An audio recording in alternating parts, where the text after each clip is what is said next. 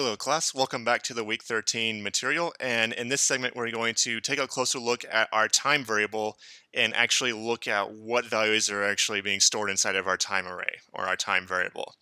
So just to refresh your memory on what we had last time, so I'm going to focus mainly on the time variable that's defined here on line 24. So again, NC variables time, go in and find a word element given by time here, giving back the definition element, which is a one-dimensional array, and then take that one-dimensional array and put it in this variable called time over on the left-hand side.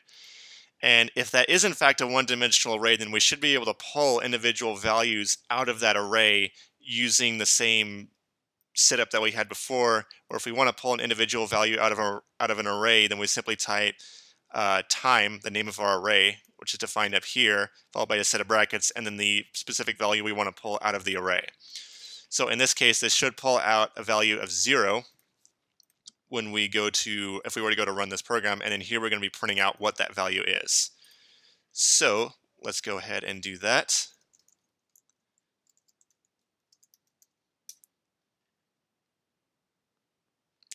You can see here printed out a value of 15.0, which, if you remember back to when we ran these various commands, so when we ran the dump command, the value of 15 is in fact the very first entry inside of our time array.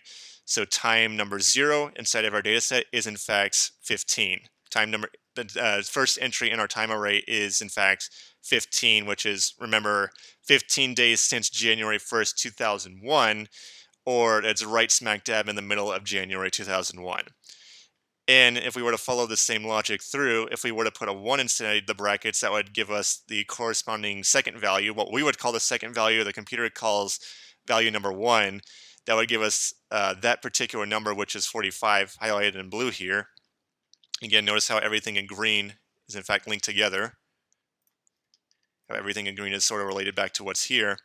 So if we were to plug a 1 inside of the brackets here, then it should in fact give us that particular entry out of the time variable, and running that program will in fact confirm that result. We do in fact get 45 here, and again, just like any other array, I can slice out multiple values. So let's say give me the first 12 entries inside of our time variable, and if I Python that, see what that result is. You see we do in fact get an array of values back, just like we would get back from slicing any other array. So that's one of the nice things about the NetCDF module is it's designed to work with arrays, and arrays are much easier to work with than lists when it comes to arithmetic and pulling individual values out.